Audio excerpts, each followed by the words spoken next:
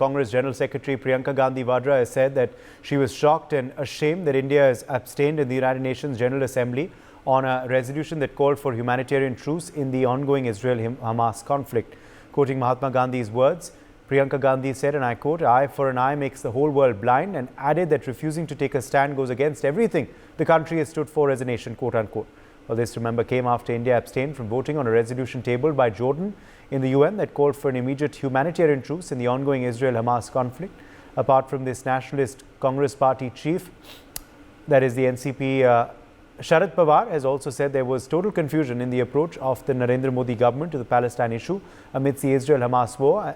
His comment coming after India abstained in the UNGA. Let's quickly, in fact, open this up to our guests. Joining us at this point are Madhav Nalapat, editorial director of the Sunday Guardian. Gautam Mukherjee, senior journalist, also joins us live. Rakhi Bakshi, senior journalist, is live with us. Rajesh Johri, senior journalist, joins us live as well. Madhav Nalapat, let me begin with you first. What do you make of Priyanka Gandhi Vadra and Sharad Pawar's criticism of the Modi government for this development that has taken place in the UNGA? Well, so far as Priyanka Gandhi is concerned, I am very surprised. Her grandmother perished due to an act of terrorism. Her father, her beloved father, lost his life at the hands of a terrorist assassin. So I thought Priyanka at least will be more sensitive to the question of terrorism. Now the reality is that the people of Gaza have no choice. They are forced to basically live under the shadow and control of Hamas, which is a terror organization. And the reason why India abstained, India, by the way, supported the Canadian resolution that said, please just add Hamas as a terror organization and condemn the move made by Hamas to kill nearly 1,500 innocent Israelis. Please do that. And then I am very certain if that amendment had been passed, India would have voted for it. But the fact is, for some odd reason, that amendment was not passed. It's amazing. Just naming Hamas as a terrorist organization, something that is obvious, it was not passed. And as a consequence, because Hamas was not named, India abstained. Now, I think that is a very logical thing for the simple reason that the root of this problem is October 7 and the terror attack caused by Hamas. And, I don't know, whether Priyanka really is aware of the nuances of the situation that India didn't vote against Palestine. Palestine people have nothing to do with Hamas. In fact, the Palestinian Authority was forcibly removed by Hamas, and many of its members were killed, shot, and hanged by Hamas when it took control. So nothing to do with Palestinians, nothing to do with Gazans. It's to do with a terror organization that has seized control of a state and is basically running that state, the way it wants. So I think it's very, very sad. It's very sad that the granddaughter of Indira Gandhi and the daughter of Rajiv Gandhi would say this. And may I say that if she's saying this to placate the Muslim community is not with Hamas. The Muslim community is not with terrorism. There is a small extremist fringe in that community, as there is in other communities. But to think that by supporting Hamas, you are supporting, a Muslim cause is wrong. Hamas is not a Muslim cause because Muslims overall do not support terror. Neither the Gazans nor the other Palestinians support terror. And may I end by saying, Gaza should come under the control of the Palestinian Authority.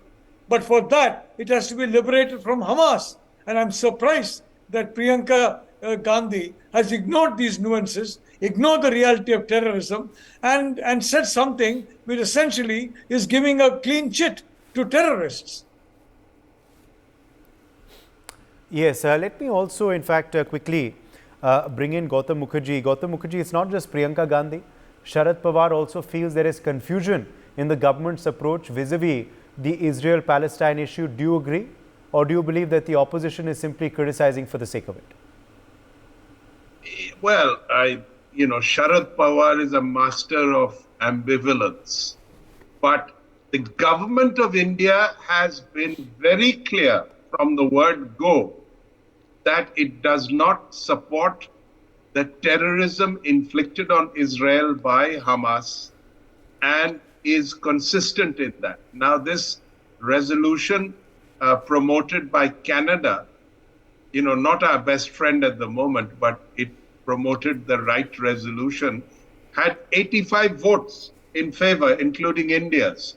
And but they needed 2/3, which in order to be incorporated into the main resolution, and that did not occur. So 45 people abstained, including India. I don't see any confusion at all. I don't see any confusion at all. It is Hamas that is the culprit. It is Hamas that is the villain. And despite the enormous bloodshed and suffering that has been inflicted on the Gaza Strip, let us be very clear, it is Hamas that is responsible much more than Israel and its attacks. For example, right now, their command center apparently is the Al-Shifa hospital, which is the biggest hospital in the Gaza Strip. They've got all their munitions in there. They've got all kinds of missile launchers and so on in the hospital. Now, what is this about? It is, and ordinary people go and shelter there. Others are sick over there. The idea is that you hit the hospital, we can raise another hue and cry, but we will use the hospital as a shield. So I don't know what Sharad Pawar, maybe in his dotage, he's not quite clear which way to jump. Okay, let me also quickly bring in Rakhi Bakshi to the conversation as well. Rakhi Bakshi, interesting politics playing out ahead of Vidhan Sabha elections. Priyanka Gandhi, I think, made these remarks, if I'm not mistaken, at a public meeting itself. What do you make of this, Rakhi, and what do you make of the government's defense?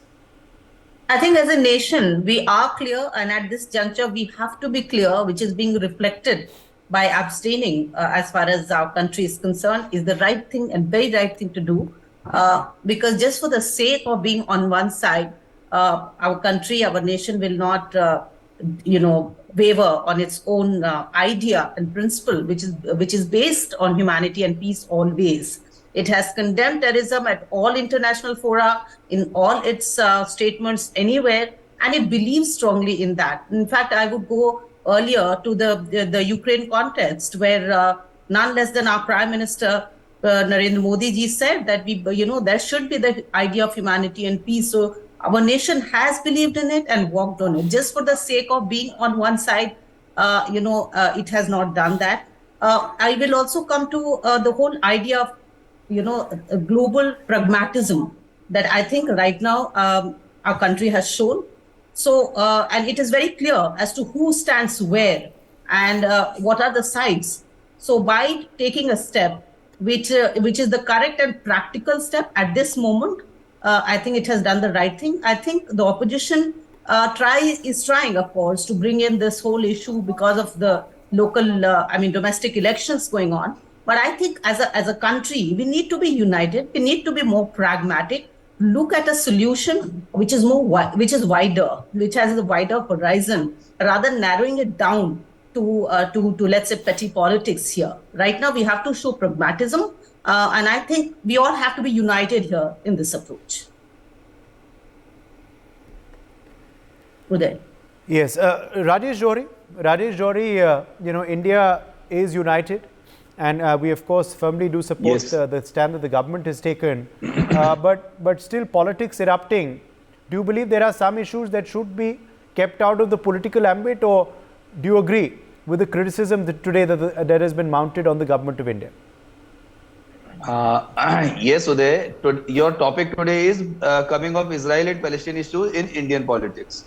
So we have to understand that the whole problem is not because the fight is going on. Whole problem is because there is a shift in Indian system of thinking on that issue, and we have shifted from pro-Palestine to pro-Israel.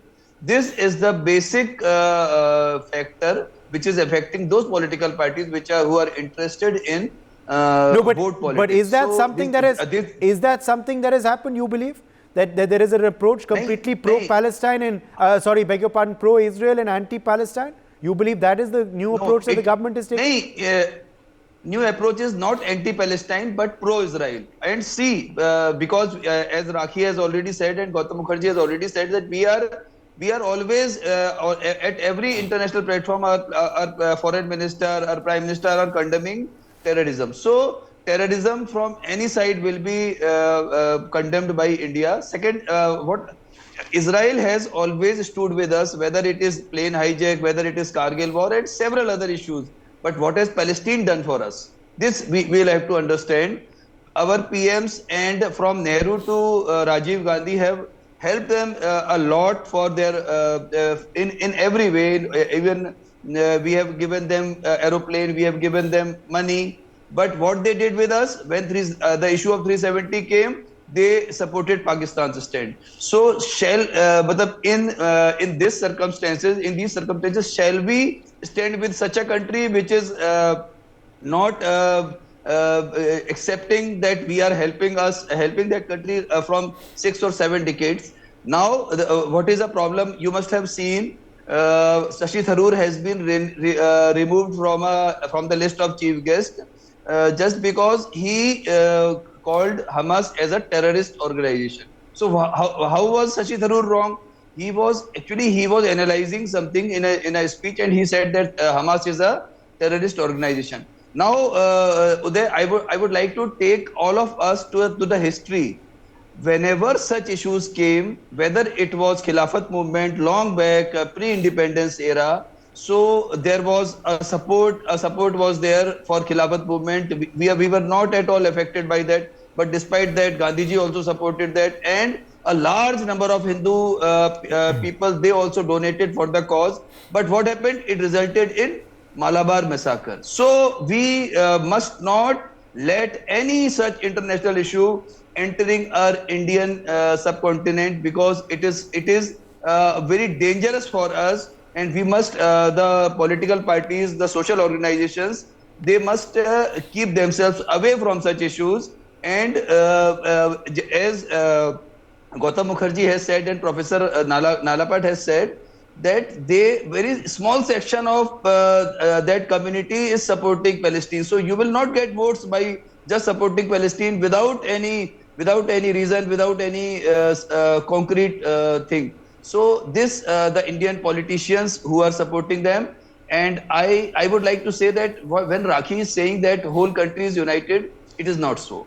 We are not united on this issue. We are divided, and we are showing ourselves as divided, and the whole world is seeing us. The government is taking some stand, Sharad Pawar is taking some stand, Supriya Sule is taking some other stand. So what is this? This is damaging the country's image on World's Forum. Madhav Nalapat, Rajesh Johri believes that the Indian government stand has shifted on this issue. It has shifted to pro-Israel rather than neutral stand. What do you make of it?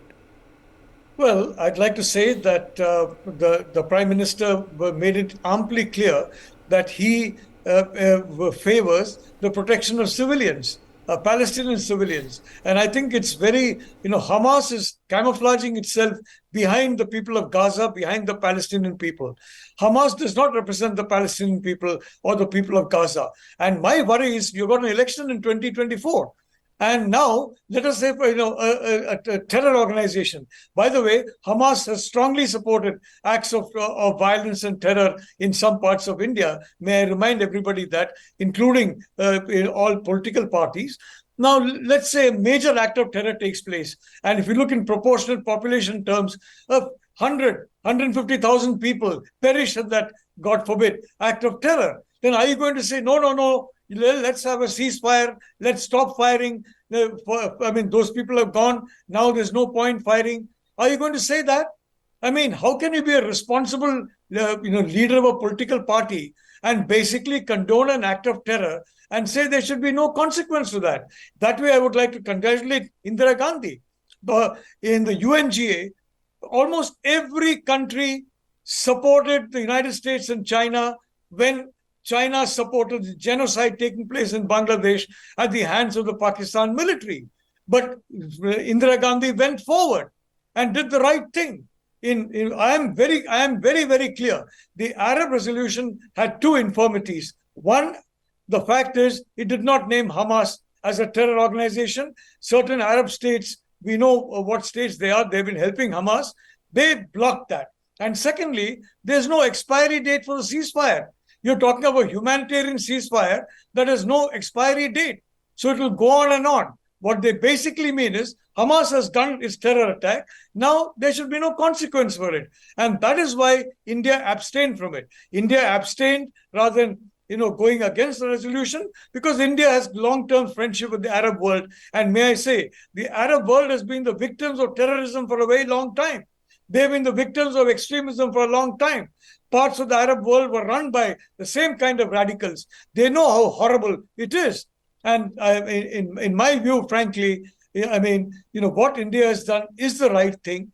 They have abstained from it because they do not want to vote against an Arab resolution. At the same time, it is wrong to not name and shame Hamas.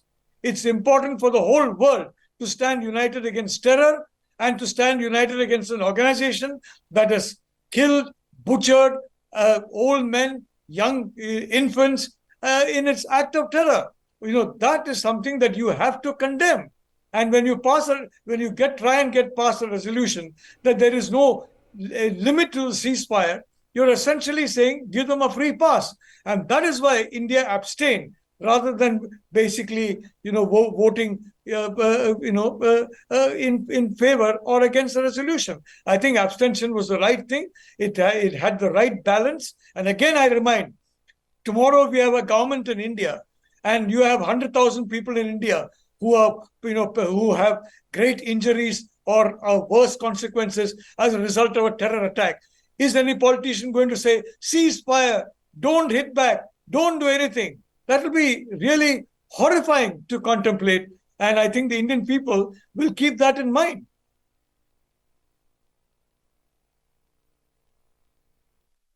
Absolutely, Professor Nalapat. And, which is why many are pointing out the fact also, Gautam, that there is aid going to Palestine as well, which clearly shows the intent, translating from words into action as well.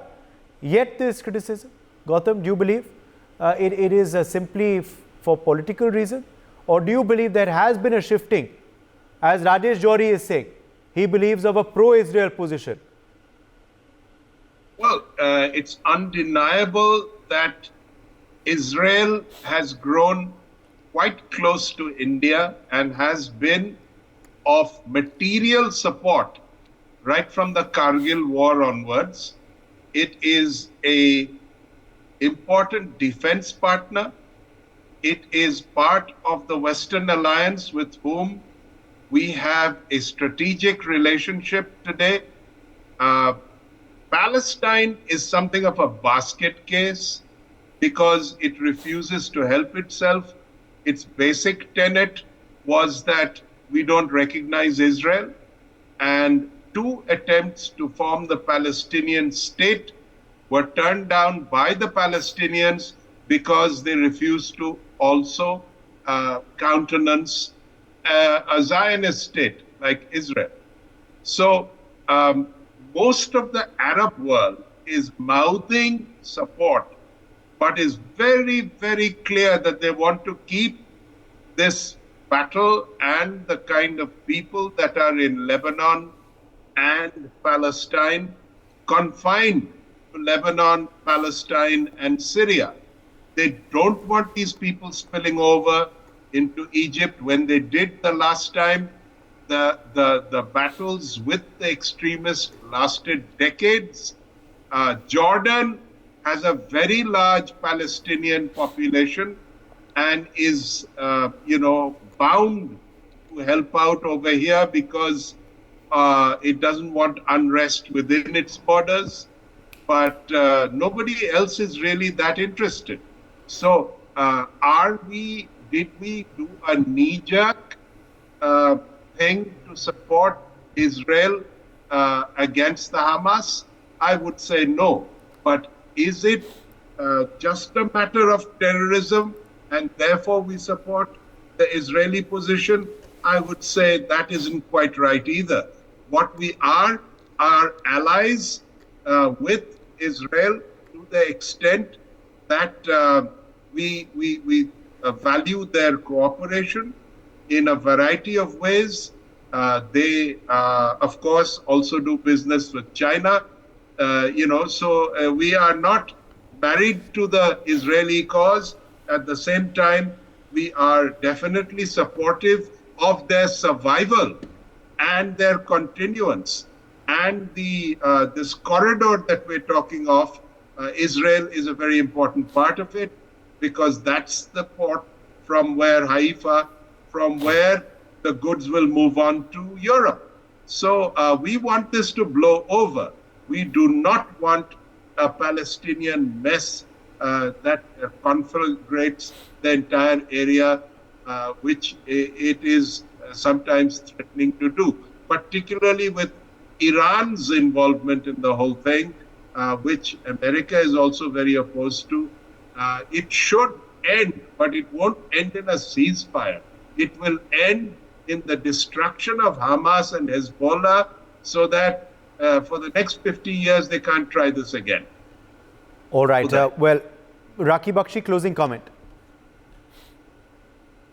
Rajesh ji said we are. I said we should. We should actually, and diplomacy is not about rigid, approaches also. So whatever, I mean, the whole question, the theme that we started with was whether there is a shift. I think it'll be about, and I would use the term again, pragmatism at the global level right now. There is domestic, horizon and all these activities going on, which is vis-a-vis elections. But at this point in time, we can't mix the two. And that's what I would say. I mean, the experts have already explained each and every dimension as to what's going on with all these countries and the economic corridor that is being talked about by Gautam Mukherjee, sir. So I will go by that and only urge that at this stage, whatever happens, we should not mix the two and try and really see that the global concerns are kept a little separate from what's going on here. I mean, of course, we know there are compulsions here. Parties are involved in, these Vidhan Sabha elections, but we'll have to have a mature kind of thinking here. So we should be united, I said. That should be the idea. For more such videos, subscribe to the NewsX YouTube channel, hit the bell icon.